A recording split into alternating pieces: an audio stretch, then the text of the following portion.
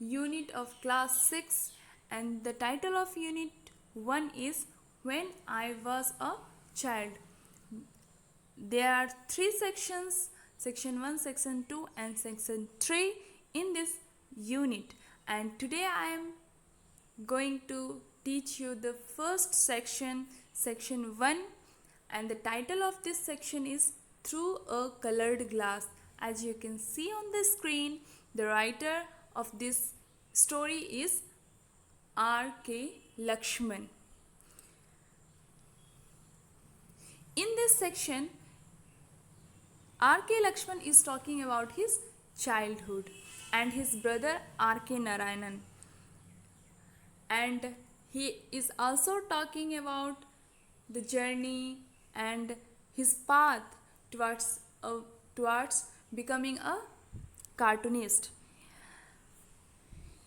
जैसा कि इस यूनिट का नाम ही है When I Was a Child, that means in this section writer is going to talk about his childhood. वह अपने चाइल्डहुड की बातें ही यहाँ पर कर रहे हैं. तो सबका बचपन होता है और सबके बचपन की यादें होती हैं. तो यहाँ भी R.K. Lakshman, who is the writer of this story, is talking about his childhood और अपने बचपन की कुछ यादें, कुछ कहानियाँ वह हमारे साथ शेयर कर रहे हैं. उनकी यह कहानी है. So let's start our chapter. In our old house in Mysore, there was a window. It had a glass pane divided into many parts. Each part had a different color. One day, the pane broke. Bits of colored glass tinkled down. Here, R.K. Lakshman is talking about his old house. पुराने घर की बात कर रहे हैं writer, जो कि मैसूर में है. मैसूर कहाँ है? कर्नाटका में. तो वहाँ उनकी विंडो पे ग्लास पेन लगे हुए थे और वो ग्लास पेन मेनी पार्ट्स में डिवाइडेड थे और वह पार्ट्स जो डिफरेंट कलर्स के थे. One day what happened, that pane broke down and tinkled down. वह टूट गए थे और बिखर गया था. Now in second paragraph, read with me. I ran to pick up those pieces. I looked at every color, one after another. Suddenly I happened to see through the glass and I saw a new world. It was strange, weird and frightening. Everybody and everything looked blue. The blue gardener dug the blue earth. Nearby stood a blue cow swishing its blue tail. Why, the sun had turned blue in the sky. Everything was spooky and still. अब क्या हुआ? वह writer ran to pick those pieces. वह जब दौड़े और वह glass pieces जो नीचे बिखरे हुए थे उसको उठाए. I looked at every colour. वह क्या किए कि he was looking the different coloured glass pieces tinkle on the floor and he suddenly pick the glass pieces and look through the glass. And जब वह ग्लास पीसेस उठाए जो कि different colours के थे और उससे वह देखने की कोशिश की, देखे उससे, तो उन्हें क्या दिखाई दिया? I saw a new world. वह कह रहे हैं, राइटर कह रहे हैं कि मैंने एक नया दुनिया देखा. What was it? It was strange, weird and frightening. वो बहुत ही अलग था, बहुत ही अजीब था और डरावना था. Everybody and everything looked blue.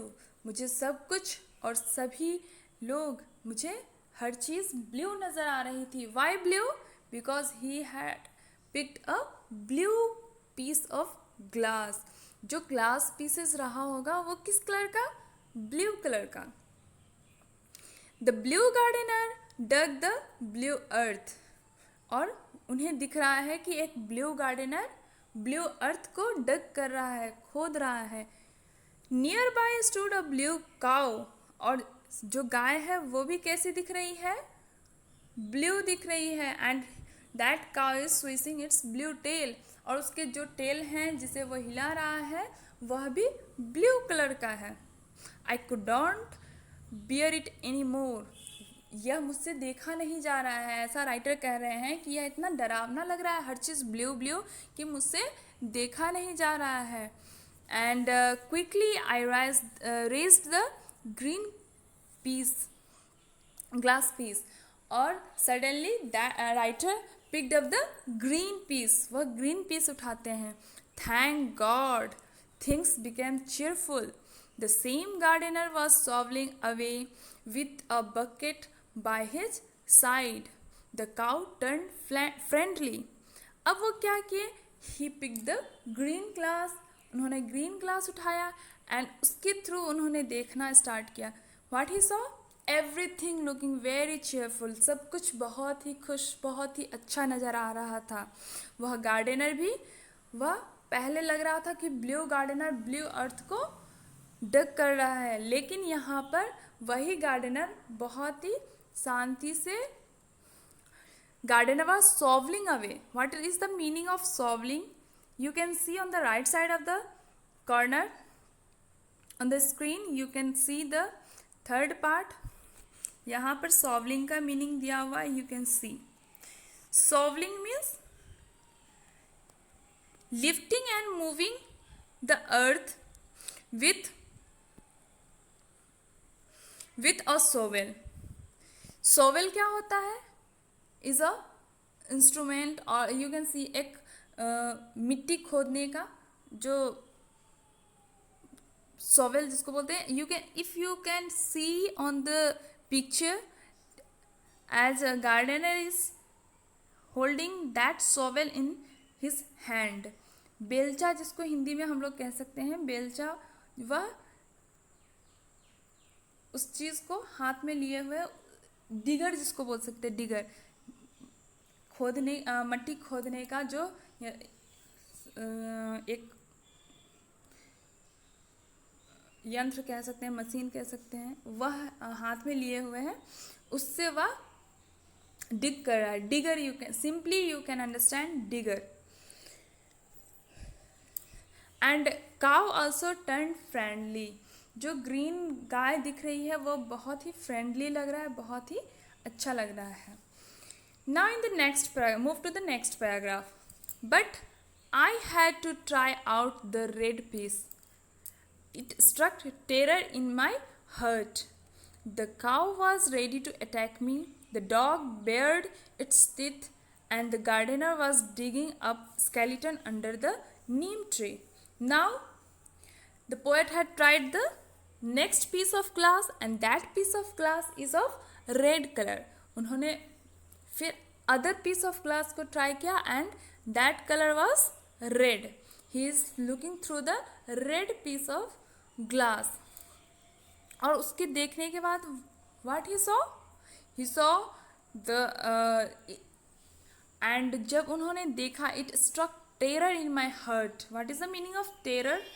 बहुत ही डरावना, बहुत ही डरावना सीन उन्हें नज़र आया, बहुत ही डर उन्हें लगा। Why? The dog bared its teeth and gardener was digging up a skeleton under the neem tree. और जब उन्होंने उस ग्लास के थ्रू उन्हें एक कुत्ता दिखाई दिया, डॉग दिखाई दिया, वह भी लग रहा था, he was ready to bite the writer. You can see that the meaning is given, bared its teeth means showed its teeth in an angry and threatening way. बहुत ही गुस्से से और बहुत ही डराते हुए वह लग रहा था कि कुत्ता अपने दांत को दिखा रहा है। The gardener was digging up the skeleton, and what that gardener doing? That gardener was digging up the skeleton under the tree. ऐसा लग रहा है कि वह गार्डनर अब मिट्टी नहीं खोद रहा है, क्या खोद रहा है, कोई स्केलेटन, क्योंकि everything is looking bloody. Red clouds gathered in a bloody sky. The world was a scene of war, sweating and trembling. I switched back to green. अब क्या हुआ कि everything is looking red, red, red. That means red is associated with blood. जो red look दिखाई दे रहा है वह किससे एसोसिएट किया गया है, ब्लड से.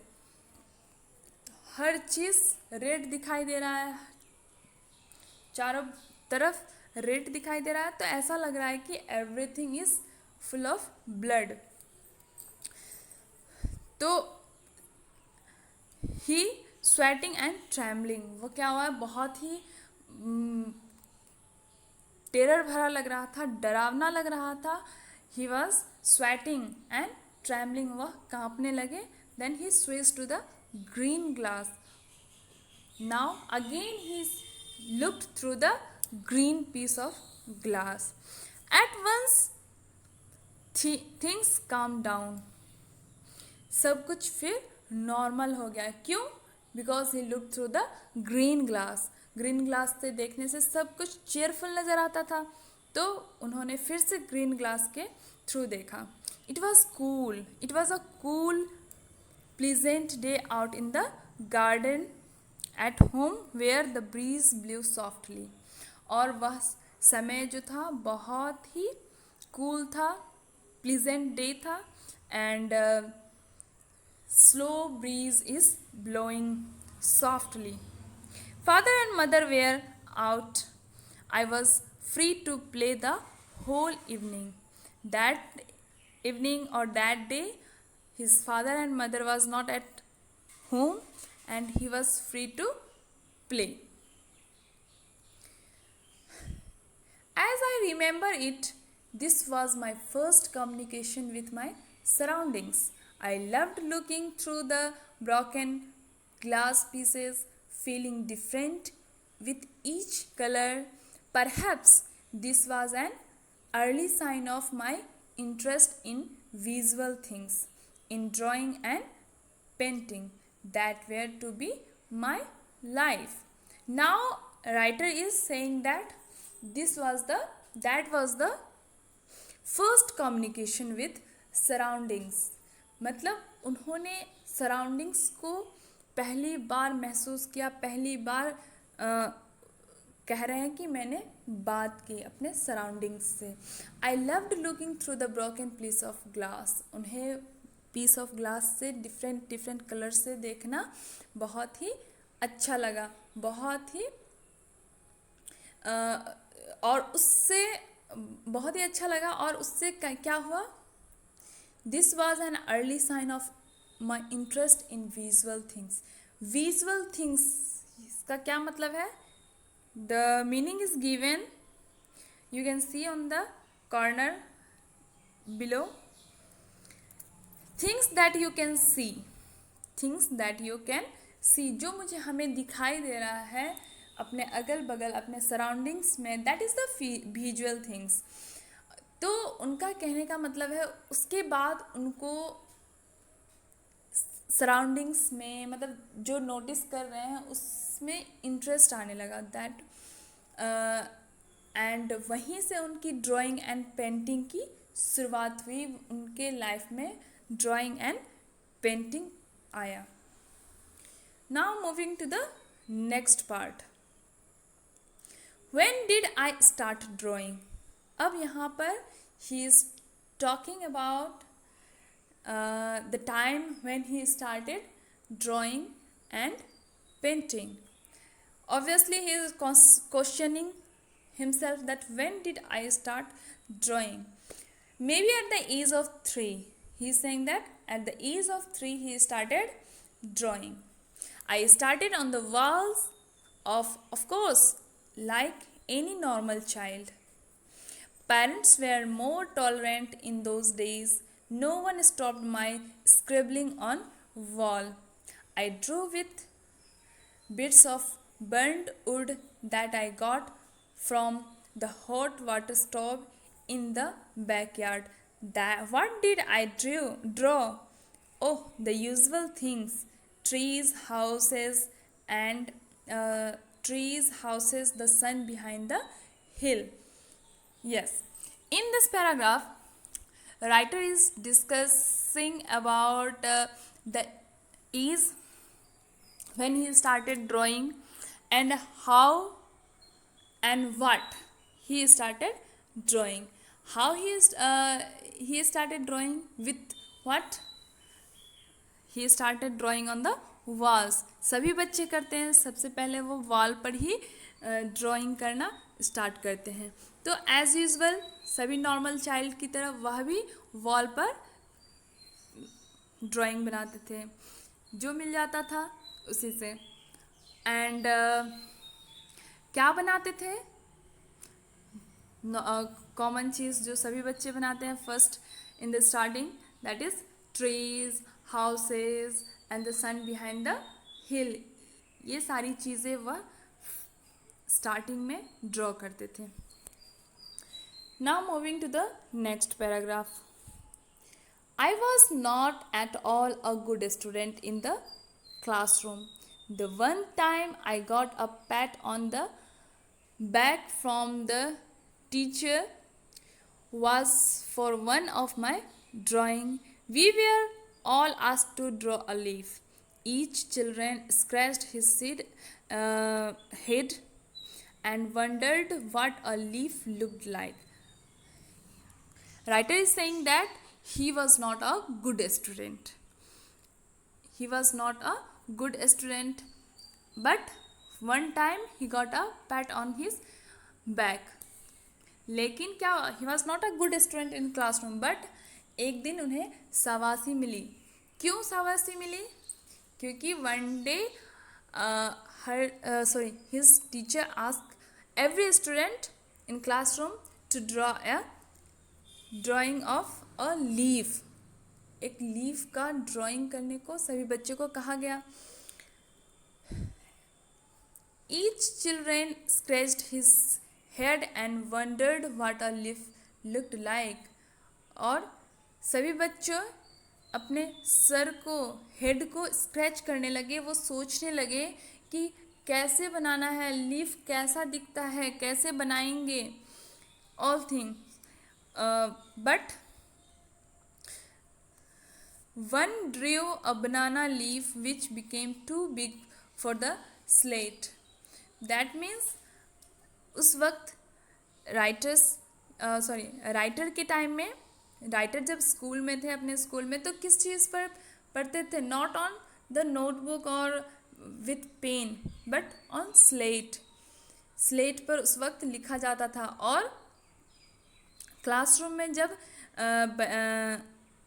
लीफ की ड्राइंग बनाने के लिए कहा गया तो सभी बच्चे सोच में पड़ गए.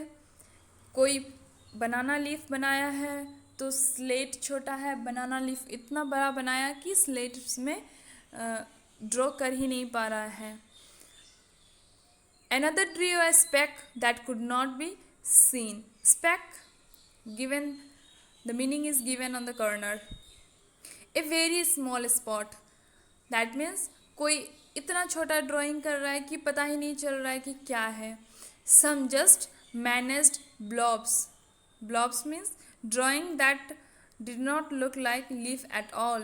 Means कोई ड्राइंग तो किया है लेकिन पता ही नहीं चल रहा है कि ये लीफ का ड्राइंग किया है, उसको कुछ और ही ड्रॉ कर दिया है. When the teacher came to me, he asked, "Did you draw this by yourself?" I hesitated. Had I done wrong? I nodded dumbly. And do you know, the teacher actually broke into a smile. He said I had done a very good job. He saw great possibility in that leaf I drew so long ago on a hot afternoon sitting in the dull classroom. I had seen that leaf on the peepal tree which I passed each day on my way to school. अब क्या हुआ? जब teacher ने writer की drawing देखी, are के लक्ष्मण की drawing देखी, then teacher asked him that did you draw this by yourself, क्या तुमने ये ड्राइंग खुद से बनाई है? तो that boy hesitated, writer hesitated, डर गए कि क्या मैंने कुछ गलत कर दिया। Has I done something wrong, had I done wrong? तो ही नोडेड, उन्होंने हाँ में अपना सर हिलाया। Had I done sorry, and do you know the teacher actually broke into a smile, that means teacher became very happy that one boy has drawn so beautifully, मतलब उनकी drawing बहुत ही अच्छी थी। और टीचर ने उन्हें शाबाशी दी और टीचर ने कहा कि तुम आगे जाके कुछ अच्छा करोगे।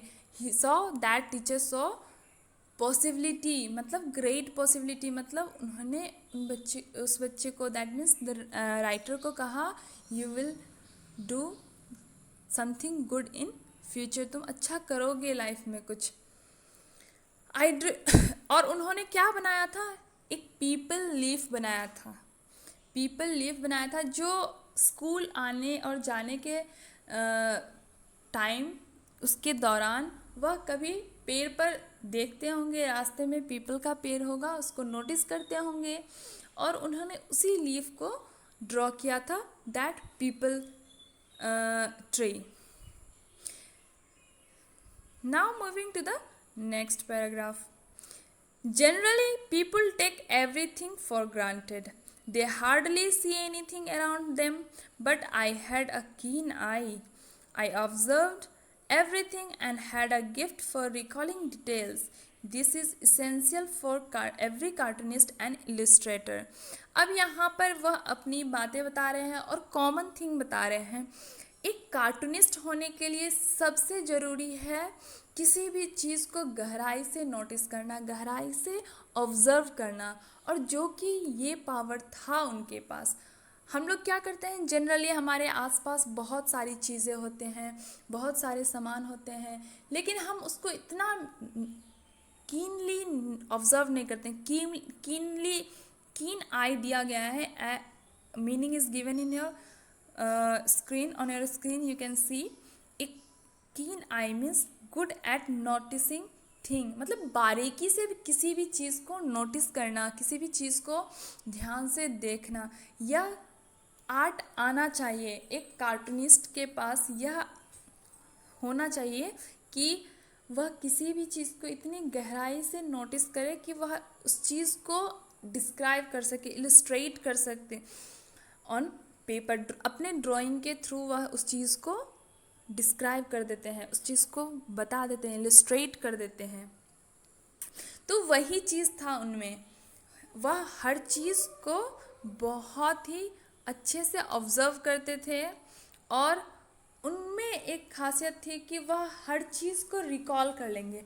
जनरली क्या होता है कि हम कहीं जाते हैं, वहाँ से फिर मान लो कि किसी के यहाँ गए और वहाँ हमने किसी के घर गए, चाय पिए और आ गए, हम ये ध्यान नहीं देंगे कि कौन सा टेबल पर मान लो कौन सी कलर की टेबल क्लॉथ है, चेयर कहाँ रखा हुआ था, चेयर की कलर क्या थी, ये सारी चीज़ें मे बी भूल जाते हैं हम लोग, जनरली भूल जाते हैं, याद नहीं रहता। लेकिन उनके पास ये पावर था, उनके पास ये मेमोरी पावर था, रिकॉलिंग पावर था, वो याद कर सकते थे, उन्हें याद रहता था कि जब वो किसी चीज़ को देखे थे तो वो किस पोजीशन में था, किस कलर का था, वह कैसा था, उस चीज़ को वो रिकॉल कर लेते थे, याद कर लेते थे आसानी से, जो कि एक कार्टूनिस्ट होने का बहुत ही अच्छा मतलब कि पॉजिटिविटी है, वो मतलब उनके अंदर वो आदत होनी मतलब थी, जिसके कारण वो बहुत ही अच्छे